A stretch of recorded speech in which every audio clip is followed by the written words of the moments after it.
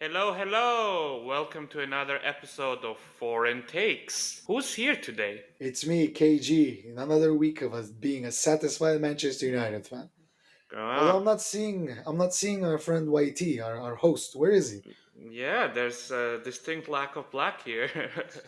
He's the last time I saw him, he was hanging out in the Emirates parking lot with his papers, a little bit like Peter Odemwingie, because he heard Jesus got injured again and he's trying to, propose his services to Arteta. I don't think it's gonna work out for him though. I heard they sent him back to Africa to apologize to the Ivory Coast fans because his call on the AFCON final was just abysmal. Ivory Coast beat the crap out of Nigeria and became champions. But either way, not good for YT, not good for the podcast without him. Yeah, we'll definitely miss him and his completely objective takes on Arsenal that are not in any way Delulu. But, uh, the show must go on. So, what do we talk about today? Today we're covering the Premier League results. Lots of games that happened that are deciding the fate of the Premier League. We're going to cover City, Liverpool, and we're going to cover some of the Man United results. Dived into the Champions League results, see what Tommy T's up. Tommy T's been up against some masterful experiences. Premier League, we are actually getting a really good title race, it seems like. So, to recap, City played their two games. As you remember, they had their game in hand. They drew with Chelsea, they won against Brentford. Arsenal and Liverpool both won. So now we have a top three separated by 2 points, which is probably the best title race we had in years. So, how excited are you about that as a United fan?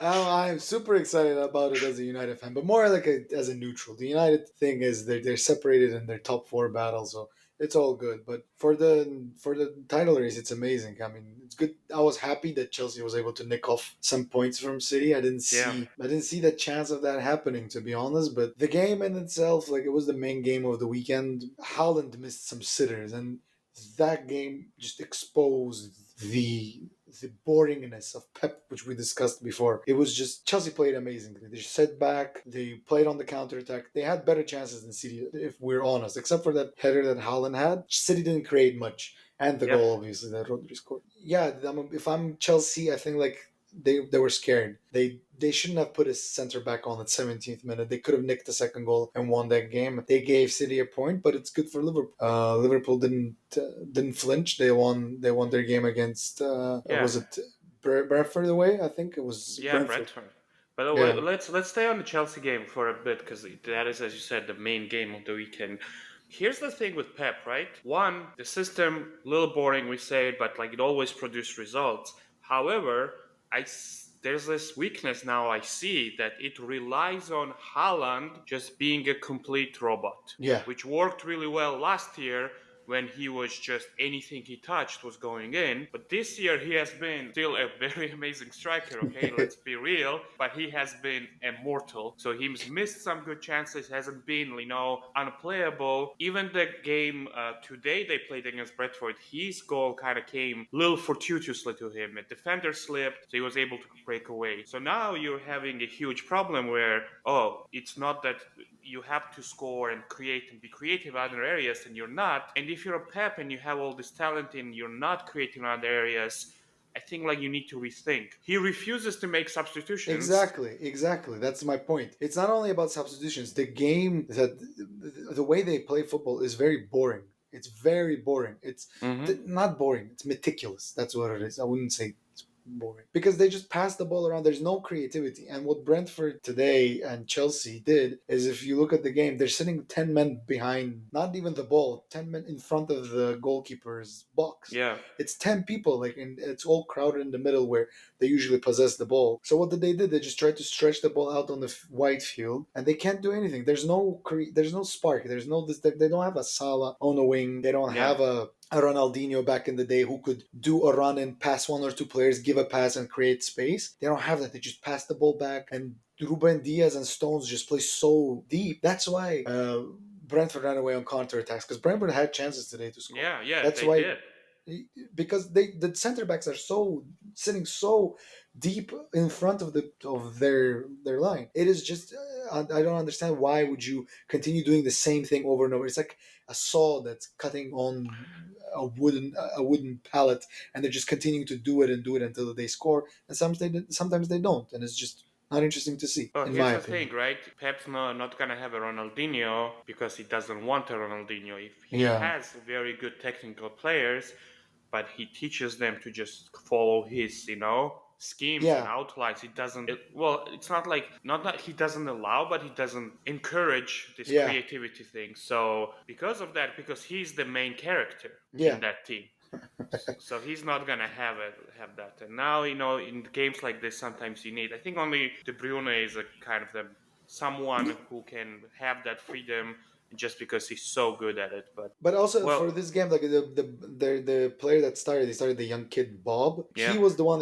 who had that chance that they almost scored in the game against Brentford, yeah, the one that was cleared from the internet. But it was created by his ability to be creative. He passed a couple of players, then he took a shot, and then he takes him off and puts Doku on, who does the simple thing yep. that Pep requires, which is what Doku's very one dimensional. He just puts the ball forward and runs, and it doesn't do anything, and passes the ball back in the midfield. It's just I don't get the appeal of City. Everyone goes, "Oh, they're playing amazing football. Oh, it's a system football." But at the end of the day, when you play against this low block, your one thing that you can't do is cross that ball in, and as you said to the Haaland being a robot, to head it in or to put it in, to tap it in from across. But that's something that was the English football in the 90s. It was crossing into Mm-hmm. Peter Crouch to score. That's what it Yeah. was before. It's nothing new. He didn't create any small tiki taka passes. It's just like, oh yeah, let's have a tall striker who's gonna put the ball down and shoot it in. I don't know.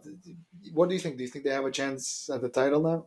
Do you think Yeah, they're I mean, still in I it? think they're still. Here's the thing. I think they're still the favorites, but it's become a lot more interesting now. I think No, they've shown that they maybe are not as perfect as we thought, and no. there's gonna be interesting. Here's why I think they're the favorites, still not Liverpool, who had a really good game. They won 4-1 against Yep. Bradford. Amazing goal by my boy Darvizi. Darwizi Darvizi at it again. 2024. Darvizi for president. But here's the thing: Jota now injured for more than a month. Yeah, Curtis Jones injured more than a month. Alisson injured until the next international break is over, so like middle March or something. yeah. Hamstring. It was a bad Hamstring, one. yeah. Salah is back, sure, but Soboslai is injured again. So Trent is uh, also injured. Don't forget. Trent is Trent is. also injured, but honestly, like the way his replacement played and the way he played against Arsenal, I'm not uh, super concerned. But yeah, I mean, he's a huge weapon as well. So quietly, what has a lot of people have not talked about, this has been a very bad year injury-wise for Liverpool again because they had a yeah. bunch of people injured at the start. Jota was injured for a while, Szoboszlai got injured again. They came back, they got injured again. Thiago, of course, they just like pulled the, you know, Tiago's taking a leave of Thiago absence. pulled a Jesus. He came back for 3 days, after you three know, days, and then like just disappeared. you know who's similar in that vein at United? It's Malacia. Malacia, like United fans are joking that he's Yeah, been dead or he's been pregnant because he's been gone since the end of last season and he hasn't come back. Same as Thiago, man. People are yeah. doing So, something, getting paid for nothing. and I don't know, the fact that Salah is back and he scored and he's getting back in form is great. But we need all these players, and I really hope Klopp doesn't go all in on Europa League because I don't think we'll have enough players ready. And now Darwin is also kind of injured. Not injured, but he got taken off A as a knock. precaution. So Mm, hopefully he's just back this next game because he has been also in a good form. So we yeah. definitely need him. But definitely, I think it's. I wouldn't put Liverpool and Arsenal far behind City on like likelihood to win. Arsenal, great game, won Yeah. handily. Of course, it's against Burnley, but they've been amazing. And what I note that ever since I called Saka Black Mudrick, he has been on absolute fire.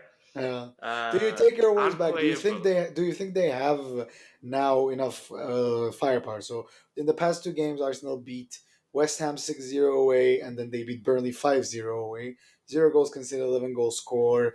It's your words of them not having a firepower. No. Do you think it's No, I mean, these are two teams that are not doing well right now. West Ham, I think, completely gave up on Moisey. yeah, The players just Moise? don't want to play for him. And Burnley has been notoriously not a great team this season. Those teams can be easily beaten handily. Where you But need not that by everyone. firepower and where you need that, great striker is when you have tough games. Brentford today, Haaland made Yeah, that goal out of nowhere. Yes, the defender slipped, but that was a great number nine play still. He didn't lose his head when he was one on one with the no, goalkeeper. Or when you play Liverpool, United, Tottenham, Chelsea, that's where you need that, great number nine. So I yeah, still think had they spent that money on someone other than Kai Havertz, a proper number nine, even if they had to add the money, they would be better off than they are now. They're still a great team, obviously, but I yeah. think they still lack a number nine. Their tough game is gonna be against Porto tomorrow in the Mm-hmm. Champions League, and I don't think they're gonna. I don't think they're gonna run riot. I think they're gonna finally concede a goal, and I think it's gonna be a draw, and that's where they're gonna stumble. I still favor City and Liverpool to go at it longer, just because of the experience that Liverpool have. But Arsenal, I don't know. I think the lack of a striker still worries me a bit. We'll see what they can do, but great results for Liverpool, great results for Arsenal. It was pretty much, there's nothing to say about those results. It was a win on class, and very much so. It was good to see Salah scoring. It's good to see Company crying and Craig Bellamy being on the touchline. So all great in terms of that. The question that I had in this term is the next conversation is relating to Liverpool, and it's kind of drifting away from the Premier League. The first title for Klopp in his last season is on the horizon. They're playing against Chelsea on Sunday, and I know that obviously you're going to say that Liverpool's going to win, and I believe that Liverpool. My head says that Liverpool's going to win, but do Chelsea have a chance? Do Chelsea have a shot based on their display that they've been having? Past 3 games, they were content. They were not bad. Against City, they played tight. They played to the point. They almost got away with a win. Do you see them performing against you in the final? Yeah, I mean, definitely. Of course, they played better, and it's a final, so usually the nerves are there.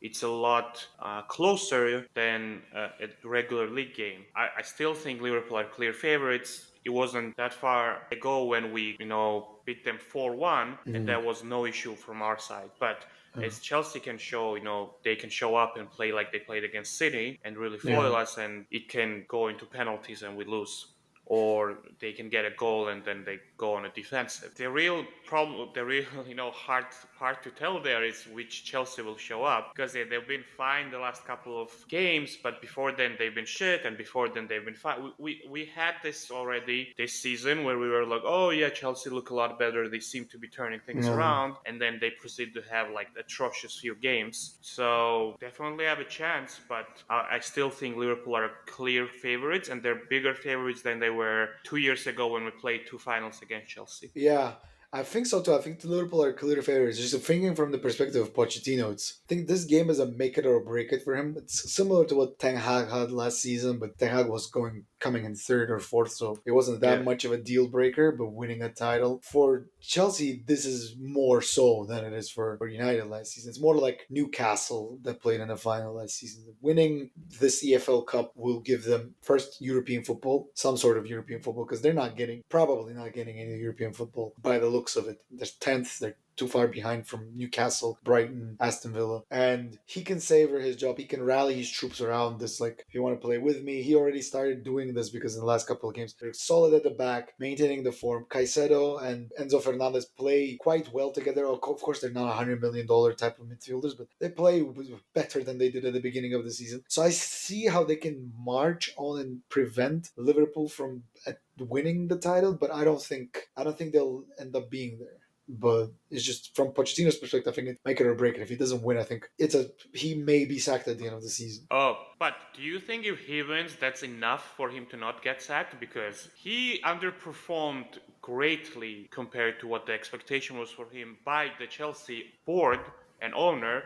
We all saw that they're transfer strategy was bonkers, and we Mhm. we all said on this pod that they're gonna have just as bad a season as last year Yeah. because they didn't address any of their actual problems. But I'm sure like the board had a completely different view after spending that much money. So is that gonna be enough to keep him in? But that's the question: who would go? Who in their sane mind would go to this Chelsea, even if they finish 10th? Even if they, but if he wins a cup, there's a conversation of it. Like, okay, I finished 10th, but it's a work in progress. I can achieve something. Here is the thing. It's a cup. I know, like it's a Mickey Mouse Cup by consideration of fans who don't win it, and it's not as serious as the FA Cup, but it's still a cup. Last year it was Man United. Before that it was City. Before that it was Liverpool. The top teams win it. This there is something to work with here. I can work with these. I can work with these kids. I can make Hmm. them successful. Essentially, that's the argument that he can make. How do I reach these kids?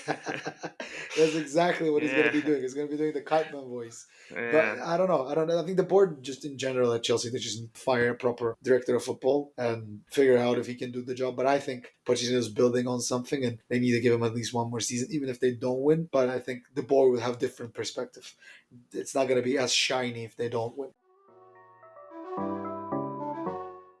Yeah, switching up just to end the Premier League results. I want to talk about United. United won Luton away, fifth on the bounce for United. Hoyun scored. That's probably the biggest takeaway from the game. Nothing much on any other side of things. Just that United can't finish. I don't know if you caught those moments. They were 2-0 up, 10 minutes in, concede on the 17th minute. So within 17 minutes, all the goal came. Then United create moment after another moment after another moment. Garnacho has a chance. Fernandez has a chance. Just can't convert it. And the problem with these United players is that as soon as they get a 2-0 lead, they just forget how to play. They don't play for the team. They play for, okay, we're 2-0 up, we're just gonna take shots. And glaring change and the glaring outstanding personality out of all of this is Hoyund, because he's been taking his chances, he's been bearing it, he's been lethal. He's finally come good. I think for the money we Yeah. spend, you can see that there's potential there. It's not a wasteful talent. He's not Yeah, gonna be a Hoyland Martial. Hoyland is in one of those streaks where everything you touch just turns to gold. His Yeah, two goals, just the second goal especially when he yeah, just chested it in, that's something that like doesn't happen when you're struggling for a goal and you keep missing. So I feel for United, yes, there's still a chance to salvage a top four spot, and you definitely need, but the other big goal or the something to happen for this season, I think, is this Hoyun to keep this momentum up. Because if he ends the season well, if he ends the season with positivity, and then whatever happens in the summer, whoever comes in, you'll have already a player that's settled in, that knows who can perform in the Premier League and has that, or the has the jitters gone and nerves yeah. settled, and then you a budding superstar, so to say. So that will be incredibly important, especially since you probably need to rework either the right wing now, and Yeah, put Garnacho not on the only, left. Yeah, not only they probably have to sell Rashford or someone else yeah. and buy loads. There are already news that they're restricted by FFP and they can't. The summer is not going to be as shiny as they thought. It's just a question whether it'll be. It's like you need a second striker. You need someone who's going to be substituting Hoyland if he gets on a cold streak again or gets injured. But who would that be? Are you going for an Ivan Tony type of a striker who's 30, but you can get it 2 or 3 years out of him? Or you're going in for a younger version than Hoyun, who you can mold together and play with two people up front. But I don't know what United are going to think it's going to be a problem for the summer. For now, good for Hoyun. He's going to propel, I think, United to go for the top four. I think they definitely have a chance just because of the other results we can quickly touch base upon in the Premier League. Newcastle Hmm. drew, Tottenham drew. Newcastle having a quiet season. They had a very breakthrough season last season, and nobody's questioning them because they can't. They're not spending apparently a lot of money, but they've been involved in a lot of scandals. Tonali has been banned, obviously. Spent 70 million on it. It's like they didn't not spend money. Do you think finishing not close to the top four, finishing sixth, because there is a big gap between United, who sits fifth or sixth even, and Newcastle seventh.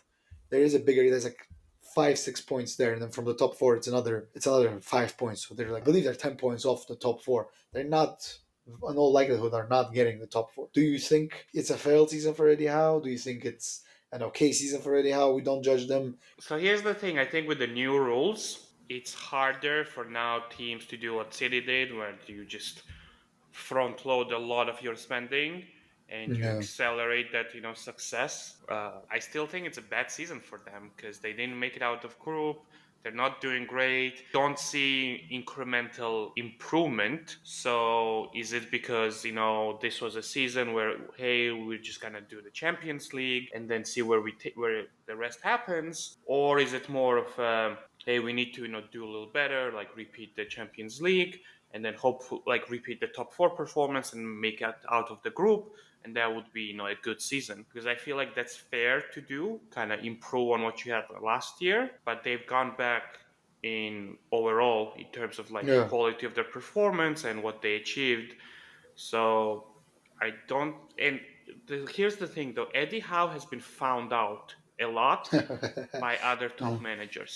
Like you yeah. could see how they just kind of outcoached him on the field, Um, and that would be essentially. But again, here's the thing: like who's available at the end of the year. So yeah. I he's mean, not on a hot seat per se yet, but I would look into alternatives on him. I think if I was Newcastle's board, I would look into alternatives because Eddie Howe isn't a great manager. He's a great manager, but he's a great manager for you to finish mid-table with the money Mm-hmm. he has. He was an amazing manager for Bournemouth. He kept them afloat with the transfer budget that he had. With this new transfer budget, and United also poached the director of football, Dan Ashworth. They were looking for him to come in. He's on gardening leave, which means that he can't go anywhere unless we pay off a sum to Newcastle, which was they quote 20 million. They got him from Brighton for 5 million. Now they want 20. I don't know how that's going to end up when United are going to get him, but the point is they need a new director of football, and that may be a good change if they want to have a much more serious project than just being with Eddie Howe eighth. And let's be real. I think they reached the ceiling last season. I think what Eddie Howe can do is repeat that ceiling. He's not going to compete for the championship, for the Premier League title with the squad, or even if it's an upgrade squad, Eddie Howe will not be able to do that. So if I think it's a perfect moment if you're getting in a new director of football, this is just the right moment in time to get rid of Eddie Howe. And you know who's available? Jose Mourinho, who would be an amazing signing and Yeah, just an amazing addition to the Premier League. I think one less dance in the Premier League with new signings that he can make. Jose Mourinho would be perfect with the new director of football as an add-on. yeah. Jose Mourinho could really work well for Newcastle, and definitely will add some spiciness in there. Yeah, a spicy league. I don't know. But yeah. He probably is thinking about it too. He doesn't know where he wants to. He tried to go back to United. He threw in I have unfinished business at United, but Hmm. nobody took that That bait would yet. that would not be a smart move. I think that's a step back. Of course it is. Of course it And is. Mourinho is a bit outdated, but for Newcastle, I think it would be perfect for them to win a title. I haven't won a domestic trophy in God knows when. I think with Mourinho, if you finish in a Europa League spot, he's going to win your Europa League next season. yeah. You bring him in. Talking about step back, let's switch gears a little bit towards first, I guess, Tottenham. Yeah, we They've forgot uh, about they've Tottenham. taken a little bit step back from the start of the season, electric start. To be fair, Wolves played great. Yeah. They had the quality, and as we said, I don't know, at the start of the season, everyone was putting them as a relegation contenders, and we disagreed here because they've been good. They've had good recruitment, and their players are coming good. So, but Tottenham just, have taken a step back into being one of these inconsistent teams where they 1 week they play really well, score some good goals, overall have a lot of energy, and then next they're just frustrating. But what do you think overall? They're kind of where they should be. They definitely overperform at the beginning of the season, and now it's going to be this tricky time where they have to maintain form since United has come into play. Aston Villa is not falling off farther than people would think. So Villa was third; they were title contenders for a moment. Now they're not. So if we're looking at the table, it's United, Tottenham, and Villa, and they are farther, quite far ahead from Brighton, Newcastle, and West Ham. So that's visually separating, and by points they're separate. Out of those three, I think Tottenham finishes sixth. I don't think Tottenham finishes fifth Mm-hmm. above United, and I don't think they finish above Aston Villa. Who finishes fourth? It's honestly, I'm biased always to say that United can go on a run after 5 games, but in reality, either Aston Villa is a much more likely candidate to finish in top four. I don't see Tottenham finishing above fifth, so fifth or sixth is going to be good for them. If they Yeah. get that, European football, it's a win for them from last season, and they will get it if they finish sixth. They're going to get either Europa League or Conference League, depending on how teams play in Europe. But so it was going to be an not overreaching, but a progress, visual progress. Whether they can take it forward the next step next year, we'll see with the recruitment with Daniel Levy. What is he going to do? Is he not going to let go of Son if a good bid comes in, or they're going to build a team around Son? I don't know. But so far, I think now this stage where they're going to drop off slowly but surely. They're going to drop off. I'll be surprised if they finish fourth. Yeah, I mean, if they finish fourth, that would be a perfect season for them. But still, they've exceeded everyone's expectations. So Yeah, can't be too mad. Can't be too mad. not too mad Uh, at the Spurs. Not too yeah, mad at the but who Spurs. can be very mad are Bayern Munich fans who had a perfectly good coach on his way to potentially having a treble, had that pulled right under their feet, and now they have Tommy T, who looks like he's gonna lose the Bundesliga to amazing Bayern Leverkusen, and who's 1-0 down after the first leg to Lazio in the Champions League, and he's already out of the DFB Pokal. So Yeah, because he lost a third yeah, league or fourth tier so league it team. is not looking good for Coming. him. And what's there for Bayern? Do you think their season's kind of on teetering on a brink of failure? So the season is definitely failing. So as soon as I think as soon as Lazio knocks them out finally, if they do so, Tommy T's gone because he Yeah, vocally spoke two times already that he wants to coach in Barca, which is a completely separate subject. I don't think Barca and German football or German manager marry together well or at all. Even so, Tommy T has been vocally advocating to go to Barcelona. He lost to Lazio 1-0, and granted, he got a red card. But on top of that, it's just to add, it's the lowest point of their season. And to turn it around, you need to have a manager who the players believe in. And it's the lowest point because Upamecano got a red card in two games. Same player got a red card against Lazio and again and then against Bochum. What are the odds of that?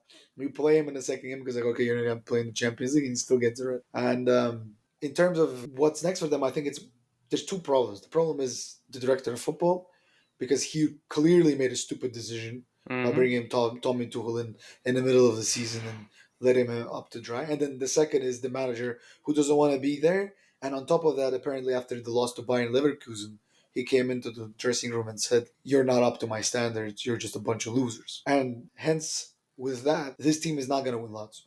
They're Yeah, not. They're not playing for the manager anymore. The only player who plays for the manager is Harry Kane because it's he's not the manager; it's just the title. He's like, well, and I he's a need to win. professional. Yeah, I mean, But he he came for the he titles. yeah. Wow. So remember when we called him a hack, and people were Yeah, like, "No, Tommy T is the greatest. He won Champions League." No, he's a hack. He had conflicts with his players every club he went to. Okay, yeah, he has this. Okay, Pep has ego, but at least he can back it up. yeah. But this guy has an ego of someone who won like 10 Champions League and has been, just unstoppable. And I don't know where he gets that from. Okay, which is annoying. But if you're Harry Kane, man, my heart goes out for you because you went to probably the most locked down, for sure you'll get a title club, and you're probably not gonna get a title. So, Second behind PSG. But yeah. I mean, who are we to No, I judge? But mean, no, yeah, in the PSG, at least every other year there's some, uh, Monaco or Lille or Lille. Rene Yeah. winning it, yeah. But like here, they've been winning it like 8 years straight, and this guy Uh, comes in and they can't even win the cup. it's so sad. He's gonna have another title that is zero titles, and if he decides to move anywhere, it's just gonna be fun. But yeah, now Tommy, I agree with you, and I don't understand. I think it's just that allure, of those managers that managed Borussia Dortmund after Klopp, like Tommy T was the second guy after Klopp, right? I Yeah, believe so. yeah, he was. So it was just like this PR that Borussia created. Like if Borussia plays well, their manager is gonna get an upgrade and go somewhere for sure. And he got kind of a bit lucky by playing with Chelsea. And again, he got lucky by winning that Champions League. Chelsea luckily went through to the final. They weren't a good team. It wasn't a good season. They were finishing third, I believe, or fourth. It was like just an off season for them. And then Pep decided to overcook in the final. Remember, he didn't play Rodri, Yeah, one of the best midfielders ever, against him. So he got clearly lucky. And he just has that PR of this like Borussia Dortmund machine, which continued him on. But after this, the next move he makes is a big deal. So if he goes to Barcelona and fails again, he's done. He's gonna be Maurizio Sarri. Maurizio Sarri went Mm-hmm. to Chelsea, didn't do anything, and where is he now? He's in Lazio. I mean, he's in Lazio. It was two failed two Yeah. failed Chelsea managers against each other. But yeah, interesting to see. I don't know what's going to happen with Bayern, but the question for you is now there have been reports in Germany that since they're looking for Tommy T to be out the door and it's pretty much imminent, whether it's tomorrow or at the end of the season, they want to go for Javi Alonso. Yep. What does your take? Do you think Javi Alonso goes with Bayern? Do you No, think he? I don't see why Javi Alonso will go to Bayern because he can have a great job in Premier League, and that way he doesn't have to the oh, I'm at Leverkusen now, I'm gonna go to a direct rival and just be one of those guys Yeah, that Bayern had. I don't think it's a good call to be like, oh, I won the. It's by the way, if Bayern win Leverkusen, it's going to be their first Yeah, title ever. So I yeah. don't think it's going to be like a big spit in the face of the fans that you brought the first title ever to and just go to Well, no, direct. but like you can just leave the country and not play for No, I you mean, st- yeah, not for Bayern. Like you can go to your direct yeah, rivals yeah, yeah, after winning the first title. I mean, and also if I was Habi Alonso, I wouldn't go to a club that has Salah Hamidžić as the director of football yeah. who ruined the club. It was a well-run oil machine, and now Yeah, it's just it's a not laughing like stock.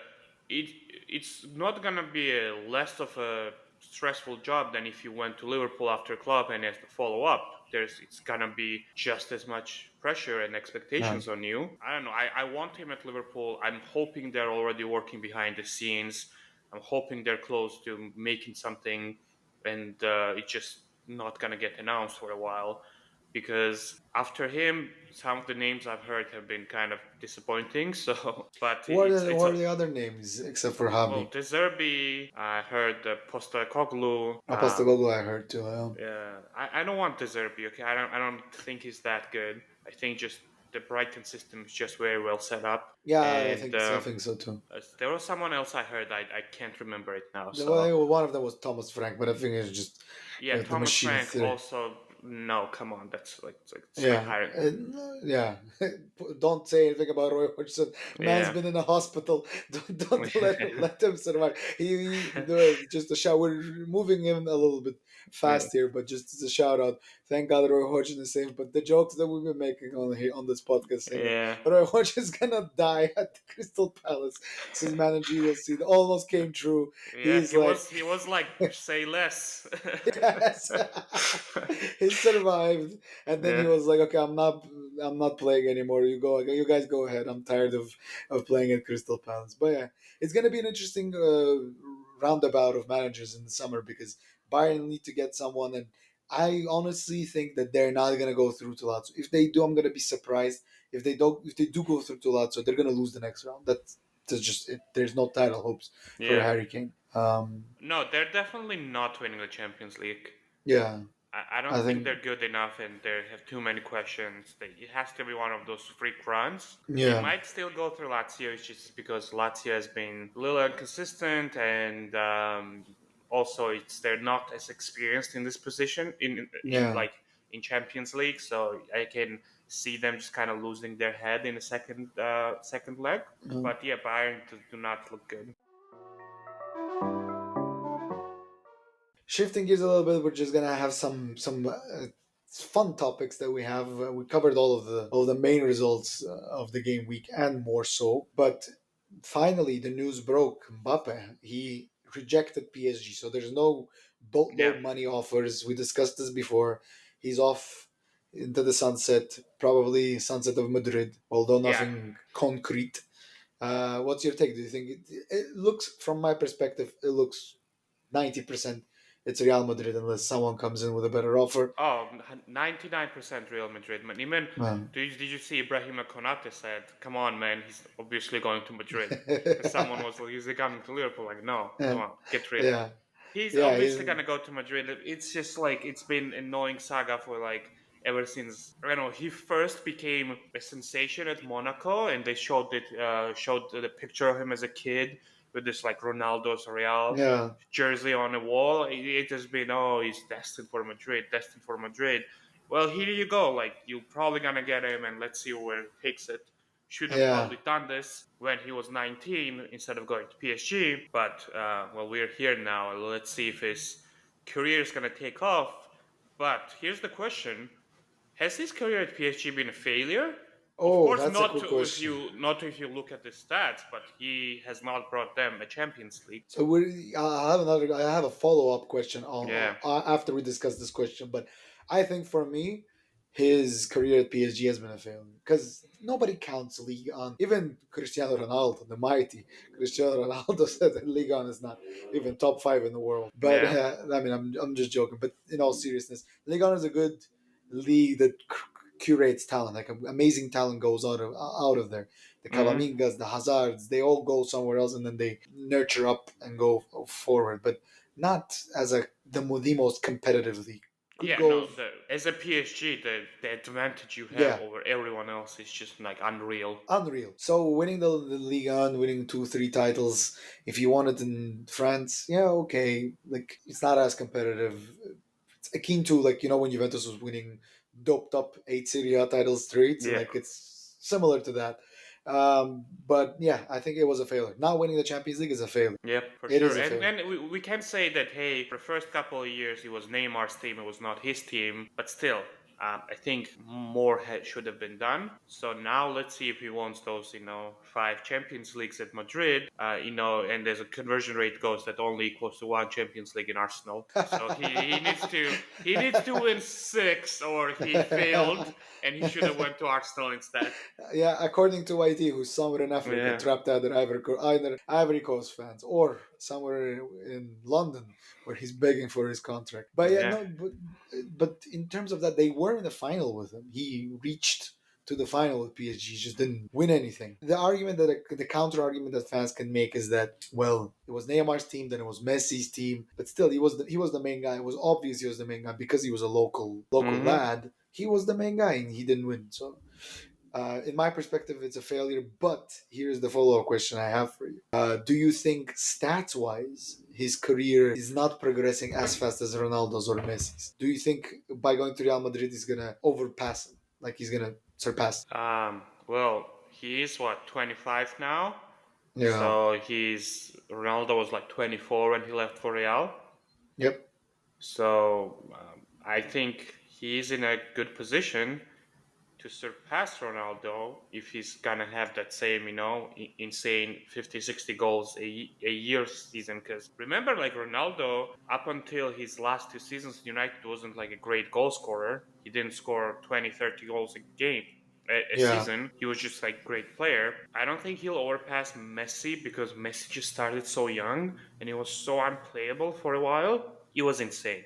I just okay. Here's the thing. I don't think he'll pass either of them because I don't think he has the longevity of Ronaldo and the pure, just godly talent of Messi. Like let me see, he's incredibly talented, but Messi has the gold level talent, and Ronaldo was just so good at taking care of his body and so good at just keeping motivation going. I don't think Mbappe has that. That during some seasons where he would kind of like disconnect a little bit, and I've never seen Ronaldo do that. Yeah. Whatever pointless shit game Ronaldo was playing, he just wanted goals, Yeah. and he had them. That's true. I don't know. I think France has a chance of winning another World Cup, and if he wins 2 World Cups, maybe even Yeah, three, because he can play two more. And I mean, the third World Cup is too far. We don't know what stars are going to be there. But the next World Cup, France are contenders and a yeah. Euro. But we'll see. I don't know. I agree with you. He may not have that motivation just because he's been only driven by money. And to wrap up, I don't know which take we should do, but let's do the take of top three of your underrated Premier League players. You This think, or season, even, or no, let's take all time top three players of that you think are underrated or should be mentioned more, not only in the Premier League but hmm. worldwide. Oh, that's too much. Let's stick with Premier League because then Okay. we will be thinking about it forever. I think I mentioned this before. Yossi Benayoun at Oh. Liverpool was incredibly underrated and underutilized by Benitez, Hmm. and I think that was a big mistake on Benitez's part not to use him more because he came in with some clutch goals out of nowhere and Yeah. was incredibly helpful player there. Who else do you have? Do you have anyone else? So let's see who else do I have. I think I can name not. one. It's a very Yeah, similar let's. to in terms of Yosef Benayoun Yeah, with Park Ji-sung. I think it was very similar. He was Sri Lanka Park. He's very underrated. He's even underrated in United's folklore. He's just more of a what's it called? Not a legend, but the other yeah. name that they have it. I forgot the term of it. But he was an amazing player. He was Local hero. local hero, but he's Yeah, much more than a local hero. He was an amazing yeah, player. He was the top South Korean star before Son came in. He put South Korea on the map. Finished fourth with them. I believe he was. That's when he was rising yeah, in the World Cup. Such an underrated player. Ferguson even admitted that one of his yeah. mistakes was not having him on the bench in Champions League final. So that's one of mine. And it's similar to Sure. Josip Benayoun. He's clutch. Another I keep remembering, and maybe he's underrated because just the peak where he played really well was just very short. But for a while, no one mentions now. Maluda was amazing for Chelsea. Yeah, yeah. Chelsea players a Maluda, lot go under the radar. yeah. Maluda So was amazing. He was on the wing, right? yes, on a wing. I just feel like when they mention, this year of that generation of Chelsea players, and everyone remembers Lampard, Drogba, Terry, and like no one remembers Malouda, but he was Yeah. so good in that season, like 2009, 2010, when they won the Uh, Premier League again. He was unplayable, unstoppable. So I would uh, say him. I would also name Essien. I think a lot of people don't to sleep on Essien. Not even mentioned as a central defensive midfielder, like a top central defensive midfielder, but Yep. he was so good for Chelsea. And he was. They had Makelele before him. They Uh-huh. had in Chelsea. He was retiring there, and Essien came in and he was just a solid. This hole, like he filled that hole. Was the number one guy under Jose Mourinho. Won them multiple times and multiple like reasons why Chelsea didn't lose games at home or conceded a lot of games. So that's another one that I have in terms of underrated. I think also Berbatov is very underrated. Nobody Yeah. like he's a great striker, but he didn't get all the love that he could have. I think Berbot was underrated when he was actually playing, but now a lot of people are talking about him. It's like, once you're a dead artist, everyone suddenly, want likes you. My third would be probably Tim Cahill. Tim Tim Cahill is Cahill a good was one. really good for Everton. For a player that was not very tall, amazing header of the ball. So Yeah, good number of players here. yeah, Well, just to wrap it up tomorrow, Napoli Barcelona. What are you saying? Napoli changed their coach. it's gonna be interesting because they're both kind of like having not great seasons. Yeah. I think Barca takes it, but Napoli will score a goal. And for Arsenal and Porto, I'm just wishing Whitey gets his debut. Maybe he's gonna Yeah. hit it in with his big head. I actually think Arsenal will win that handily. I'll have a different take from you. I think they're Yeah. now in a good position, so they can probably have like at least 2 goal advantage after that. Liverpool Luton, no question. Uh, Liverpool blowing them away, I think getting so that. because they already lost points to Luton this year.